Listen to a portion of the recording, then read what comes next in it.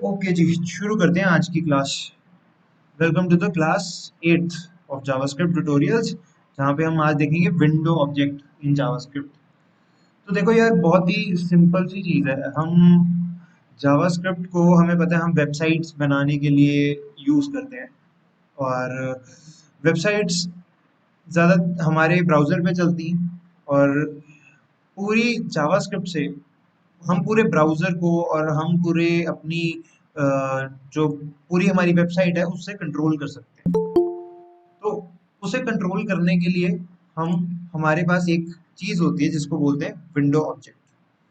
तो window object क्या होता है? मैं यहाँ पे अगर लिखूँ, यहाँ पे सीधे सीधे कंसोल में ही लिखूँ विंडो, विंडो लिख दूँ और एंटर कर दूँ, तो मेरे पास एक बहुत ही बड़ा सा ऑब्जेक्ट आता है।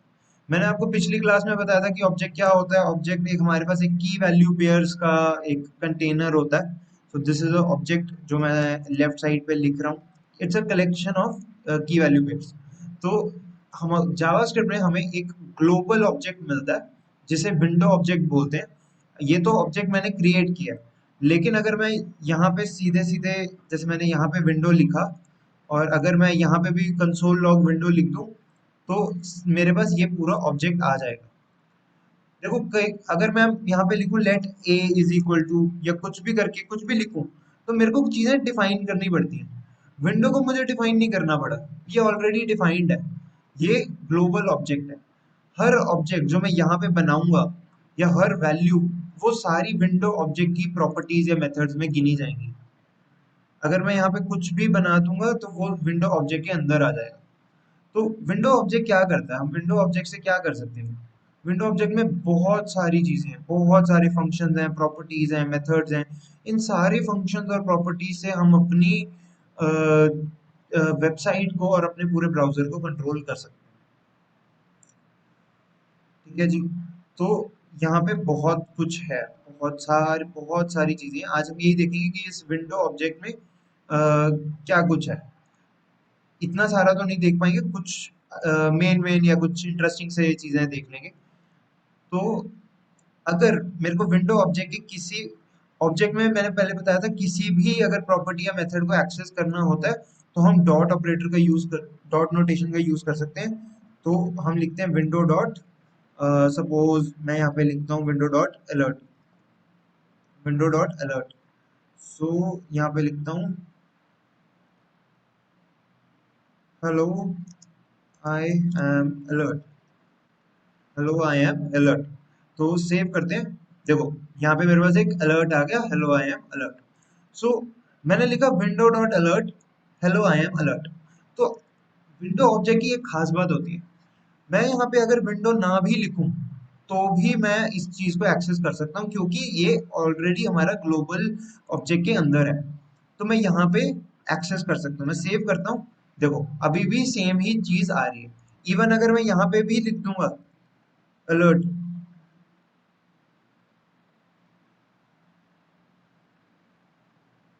I am alert from console, I am alert from console।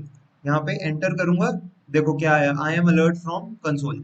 तो ये चीज चल गई। तो यहाँ पे भी और यहाँ पे भी हमें कहीं विंडो लिखने की जरूरत नहीं है। ये विंडो ऑब्जेक्ट की खास बात।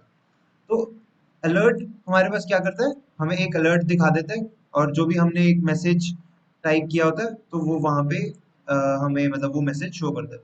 तो दिस वाज विंडो अलर्ट। तो अब हमारे पास दो चीजें होती हैं, एक होता है डोम और एक होता है बॉम। डोम और बॉम क्या चीजें होती हैं? डोम होता है document object model, document object model. So and BOM होता है हमारे पास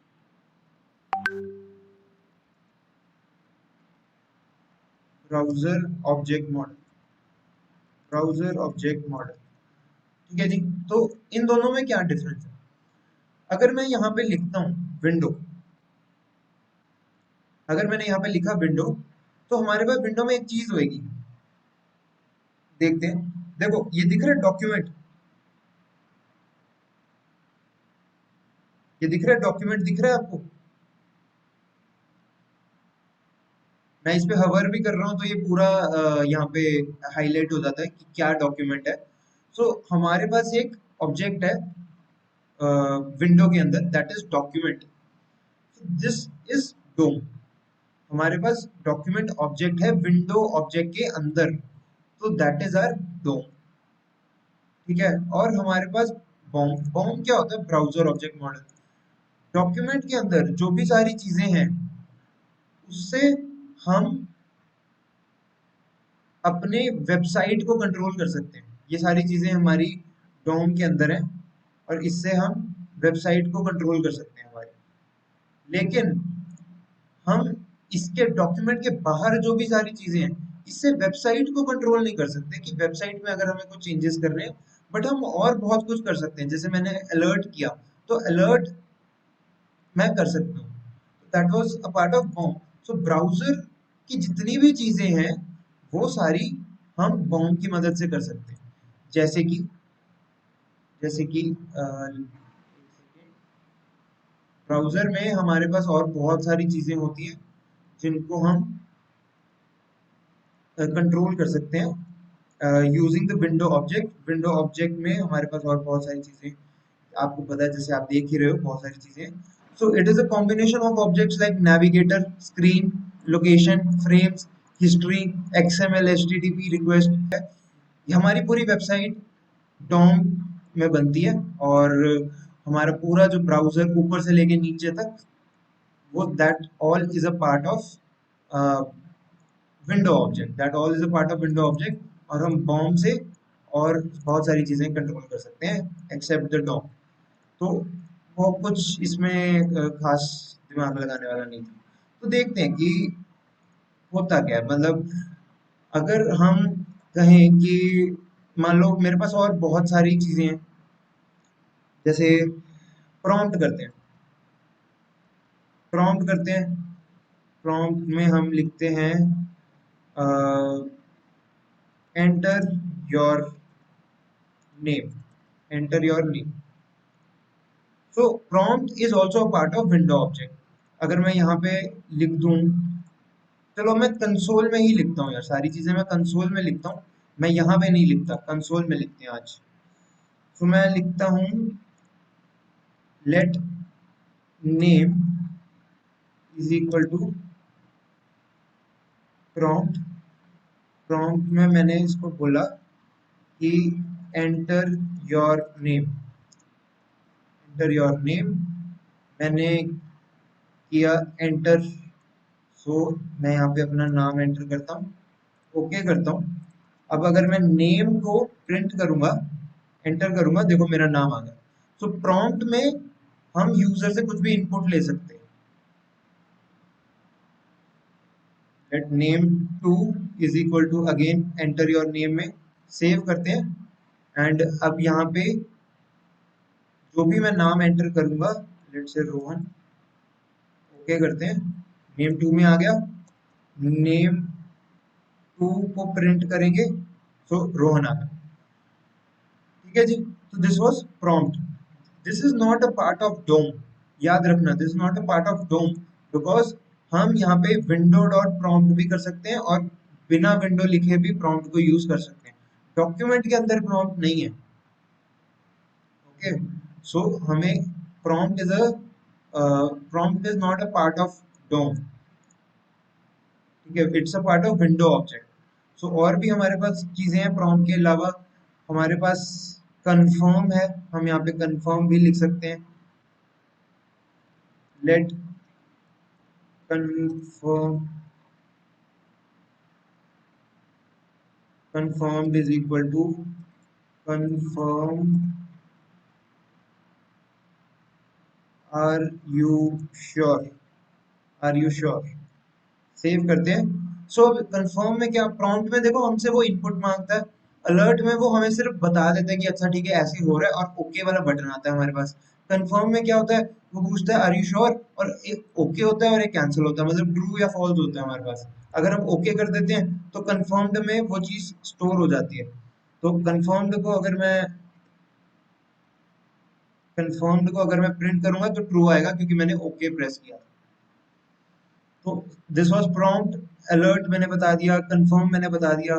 और भी ऐसे बहुत सारे मेथड्स होते हैं विंडो ऑब्जेक्ट के जिनसे हम अपने वेबसाइट में कुछ ना कुछ चीजें ऐड कर सकते हैं, मतलब प्रॉपर हम ब्राउजर का यूज कर सकते हैं अपनी वेबसाइट को और इंटरैक्टिव बनाने के लिए।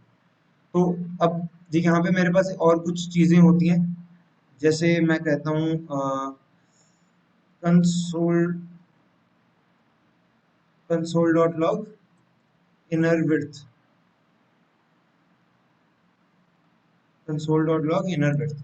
अब इनर विड्थ भी हमारा विंडो ऑब्जेक्ट का पार्ट है, तो हमें विंडो डॉट इनर विड्थ लिखने की जरूरत नहीं है। सेव करते हैं, 654 आ रहा है। अब इसको मैं थोड़ा सा ऐसे बढ़ा देता हूँ एंड फिर से सेव करता हूँ, तो 766 आ गया। So this is inner width. So वो मेरे को क्या दे रहा है, जैसे जैसे अगर मैं इसकी विड्थ बढ़ाता रहूंगा और फिर से रीलोड करूंगा पेज, अगर मैं इसको फिर से रीलोड करूंगा तो 640 और कम हो गया। तो इनर विड्थ को यूज कर सकते हैं। ऐसे ही हमारे पास इनर हाइट भी होता है, बट इनर हाइट यहाँ पे देखते हैं दिखेगा या नहीं, क्योंकि हाइट को तो मैं चेंज नहीं कर रहा। सेव करते हैं, इनर हाइट इज 150 एंड एक बार इसको यूज करके देख लेते हैं। सो देखो चेंज हो गया 248। मैं इसको और छोटा कर देता हूँ और रिफ्रेश करता हूँ तो 414, तो मतलब इनर हाइट बढ़ गई है हमारी। तो इनर विड्थ, इनर हाइट, इस तरह से और भी हमारे पास प्रॉपर्टीज हैं। हमारे पास एक स्क्रॉल एक्स होता है, स्क्रॉल वाई होता है, वो भी देख लेते हैं। सो स्क्रॉल, तो स्क्रॉल देखने के लिए एक काम करते हैं, यहाँ पे कुछ भी सर्च करते हैं, जैसे हमने अभी यही किया था बॉम इन जावास्क्रिप्ट। इस तरह से अभी ये स्क्रॉल बाय हो रहा है और स्क्रॉल एक्स भी हो रहा है। इसमें काम करते हैं, इंस्पेक्ट करते हैं, इसी को इंस्पेक्ट करते हैं, कंसोल में चलते हैं, यहीं पे लिखते हैं स्क्रॉल एक्स, एंटर करते हैं। स्क्रॉल एक्स 0 आ रहा है, लेकिन अगर मैं थोड़ा सा इसको यहाँ पे मूव कर दूं और अब करूं तो देखो 241 पॉइंट ये इतना बड़ा आ रहा है।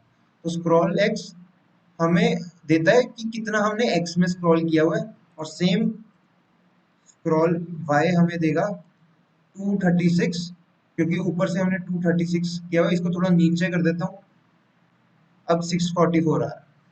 तो हम ये सारी प्रॉपर्टीज से, मेथड से हम अपने पूरे ब्राउजर को कंट्रोल कर सकते हैं, पता लगा सकते हैं कि हम पेज में कहाँ पे हैं कहाँ पे नहीं है।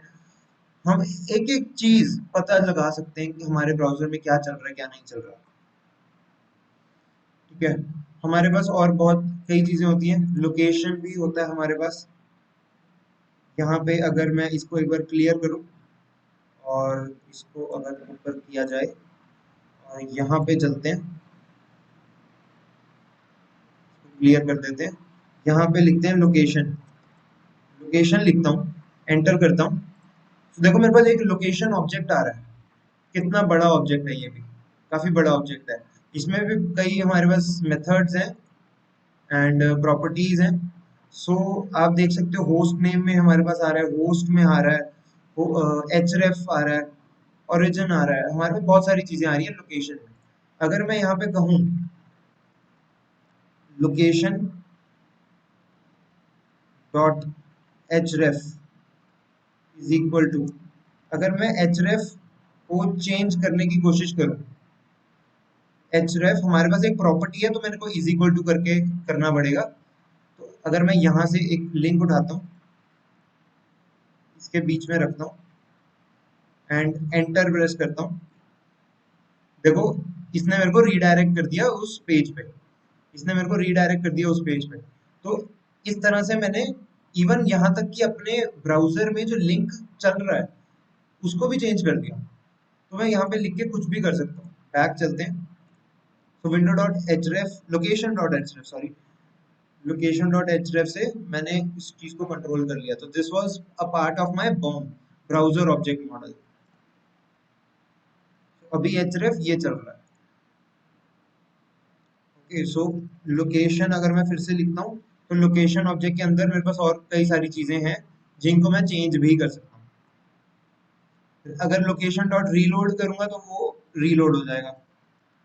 अब देखो एक बात, देखो यहाँ पे मेरे पास लोकेशन के अंदर जितनी भी सारी चीजें हैं, मैं उनको बार बार लोकेशन डॉट करके यूज कर रहा हूँ। जैसे विंडो डॉट लोकेशन मैं बिना विंडो लिखे यूज कर सकता हूँ, मैं लोकेशन के आगे कुछ भी बिना डॉट के नहीं लिख सकता। इस बात का ध्यान रखना कि आप सिर्फ विंडो हटा सकते हो बट उसके आगे कुछ नहीं हटा सकते। तो लोकेशन डॉट, अगर मैं रीलोड करूँ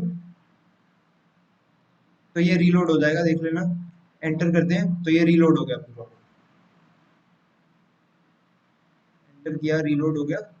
एंड ये मुझे ये दोनों क्यों दिखा रहा है, इसको सेव करते हैं। अब नहीं दिखा रहा, सेव नहीं था। तो इस तरह से लोकेशन मेरा ऑब्जेक्ट चल रहा है अभी। एंड लोकेशन में और भी कई सारी चीजें हैं, रिप्लेस है, सर्च है, टू स्ट्रिंग है। एंड अगर मैं टू स्ट्रिंग करूं, location dot to string function आ गया, फंक्शन को कॉल करें तो इसने मेरे को ये दे दिया, लेकिन now this is a string. अब ये स्ट्रिंग के फॉर्मेट में मेरे को दिया। तो this was the location object.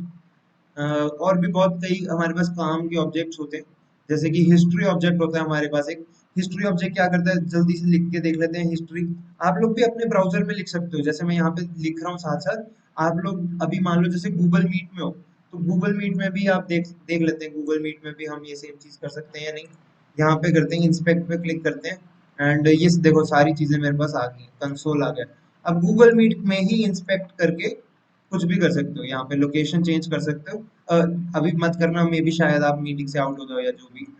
But तो आप यहाँ पे देख सकते हो, मतलब विंडो वगैरह लेके कुछ भी करके इन राइट क्लिक करके इंस्पेक्ट करके आप यहीं पे कर सकते हो। इसको हटाते हैं अभी। तो ट्राई करो इसको साथ साथ करने की। हिस्ट्री को मैं लिखता हूँ और हिस्ट्री लिखा और हिस्ट्री ऑब्जेक्ट आ गया मेरे पास। एंड हिस्ट्री ऑब्जेक्ट में मेरे पास है लेंथ। लेंथ अभी हमारे पास 2 है हिस्ट्री। तो हिस्ट्री ऑब्जेक्ट ये मेंटेन करके रखता है कि हम कहाँ कहाँ पे गए। ये अपने अंदर स्टोर करके रखता है वो सारी हिस्ट्रीज, वो सारे लिंक्स, वो सारे यूआरएल्स जो हम जहाँ पे हम थे, जहाँ पे हमने विजिट किया। तो अगर मैं लिखूं history dot go, history dot go, और मैं यहाँ पे लिखूं -1, कि इससे पहले मैं जिस पेज पे था वहां पे मेरे से ले जाओ। अगर मैं एंटर करूं तो फिलहाल कुछ नहीं हो रहा, क्योंकि जैसे ये अभी ये ऊपर आप देख रहे हो बैक बटन भी हमारा मतलब हाईलाइटेड नहीं है, तो इसमें कुछ है ही नहीं एक्चुअली। हिस्ट्री डॉट गो में अगर 1 करूं मैं, तो ये मुझे एंटर करूं तो देखो उसने मुझे फिर से यूट्यूब पे रीडायरेक्ट कर दिया, क्योंकि मैं अभी वहां से आया था। अब यहाँ पे बैक बटन हाईलाइट हो गया है। तो अगर मैं यहाँ पे लिखूं हिस्ट्री डॉट गो -1, सेव करूं तो देखो मेरे पास वापस ले आया। तो इस तरह हिस्ट्री भी काफी काम की चीज है। आपको पता है ब्राउजर में हमारे हिस्ट्री होती है, तो वो हिस्ट्री स्टोर करके रखता है। तो ये पूरा ऑब्जेक्ट हम उस तरह से यूज कर सकते हैं। तो यहाँ पे हमारे पास सेट इंटरवल और सेट टाइम आउट भी है, तो ये देखते हैं क्या होता है। सो सेट इंटरवल देख लेते हैं एंड सेट टाइम आउट देख लेते हैं पहले। सो सेट टाइम आउट क्या करता है, window dot set time out भी लिख सकता हूँ मैं, बट सिर्फ सेट टाइम आउट लिखने से भी चल जाएगा। सेट टाइम आउट क्या करता है, ये दो चीजें लेता है, एक फंक्शन लेता है कॉल बैक फंक्शन, एंड दूसरा टाइम लेता है कि कितने टाइम बाद ये फंक्शन को चला दूं। सेट टाइम आउट बोलता है कि ये पर्टिकुलर टाइम जब खत्म हो जाए तो इसके अंदर जो भी चीज लिखी है उसको करवा दो। मैं कहता हूँ, और ये मिली सेकेंड्स में होता है, तो मैं कहता हूँ 2 मिली सेकेंड्स, यानी 2000 मिली सेकेंड्स, 2 सेकेंड्स। सो मैं कहता हूँ कंसोल डॉट लॉग आप कर दो, hi I am set time out, hi I am set time out. इसको जरा बंद करते हैं, तो सेव करते हैं। अभी कुछ नहीं हुआ, और देखो 2 सेकंड बाद hi I am set time out ये चल गया। So this was set time out, कि भाई उसको मेरे एक टाइम मांगेगा और कहेगा कि इस टाइम के बाद जो भी इसके अंदर लिखा है, ये बेसिकली ये वाला फंक्शन जो भी होगा इसको रन कर दो, और इस फंक्शन के अंदर जो भी कुछ लिखा है उसको कर दो। और हमारे पास एक होता है सेट इंटरवल। सेट इंटरवल भी होता है, इसको भी सेम तरीके से लिखते हैं। अब इन दोनों में डिफरेंस क्या है, यहाँ पे भी 2 सेकंड देते हैं और ये यहाँ पे लिखते हैं high I am set interval.